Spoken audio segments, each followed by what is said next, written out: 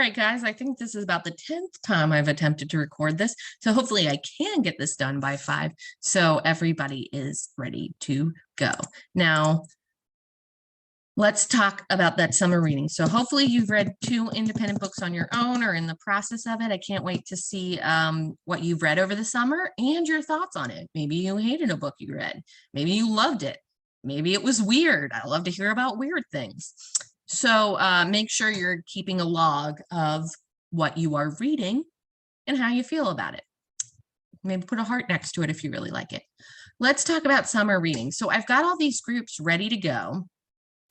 And these assignments are only going to go out to those people in those groups. So if I look at The Witch of Blackbird Pond, so this is from the teacher end, I'm going to see it's assigned to 4 students. Whoops, it is not ungraded. Everyone's will be worth 40 points. So don't be like, well, they had a shorter book. No, everyone has a 40-point assignment. Everyone has the questions. So you don't have to be jealous about another group. So there is one group where only 2 people are on here. I'm hoping to reach out to the parents again, get them set up. And if they end up not being able to access Google Classroom, they'll just have to get a copy of the questions and finish them at the start of the school year. So they'll be on a bit of a time crunch and they won't have the support you will. So I made an example and I assigned my personal account to it to kind of show you from your end what it's going to look like. So you see, as the teacher, I have all these different assignments, but you guys aren't going to see that.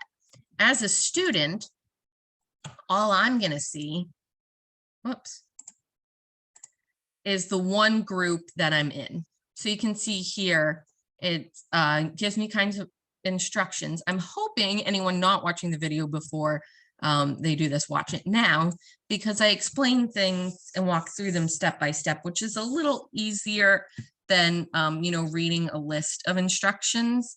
Some people are better when they see how it's going. So when I look at the assignment page, you can see there is already a work with your name on it.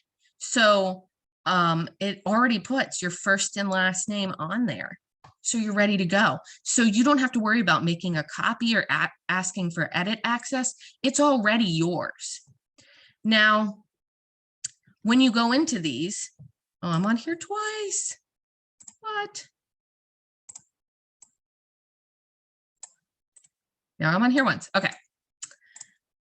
So first of all, you're going to read the question in chapter 2. What is the difference Baum points out between Kansas and Oz? So this is just looking at the author and how the author describes things, but it's much deeper than a just tell me what happens question. This is asking you to look at what the author describes and how this points out a difference between Kansas and Oz. Now, some of you are like, wait, I don't have the Wizard of Oz. This doesn't apply to me. Yes, it does. The majority of the questions for every group are going to be higher level thinking questions. I don't want you to tell me, okay, what is the name of the main character? No, I want you to think about the author. I want you to think about the storytelling. I want you to think about symbolism, and all these things were really going to hit hard this year. So what I would do is restate the question in chapter 2, the difference Baum points out between Kansas and Oz is that Kansas is, and I'm not giving you an answer, while Oz is, this shows that blah, blah, blah. Don't write blah, blah, blah.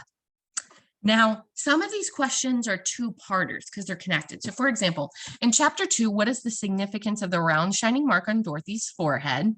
Can you make a connection to any other stories where the hero is provided a protective mark?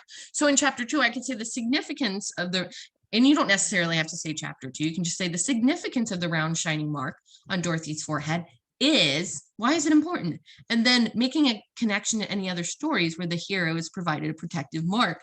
There's a very famous story that's more recent about a kid who gets a protective mark on his forehead, kind of to, I don't want to say it, but I feel like you guys already know what I'm talking about. So if you're stuck, but there are many stories where heroes are given a protective mark by someone older than them, usually a mother or father figure. So keep that in mind. So for everybody, you'll have the ability to turn this in, but I want you to, if you have questions related to like, you don't understand what this question's asking, or you're not sure you're right and you want to discuss it with someone, I want you to put that in class comments. See, so here's my fake group. It's just me. What is question 5 asking? I'm so confused. So maybe I'm a person who's like, oh, I understood question 5 completely. Let me go back and look at mine, and then I can help her out. You can add to that, and it can be a group discussion. If you just put it in private comments, it is only going to the teacher. So that's really only for private stuff. I will be able to see the class comments and respond as well. But the important thing is that so will your group mates, especially if someone has the same question as you. It lets me as the teacher know, oh, hey, they're all kind of hung up on this. Or maybe just a couple people are struggling and one person's like, I have the solution.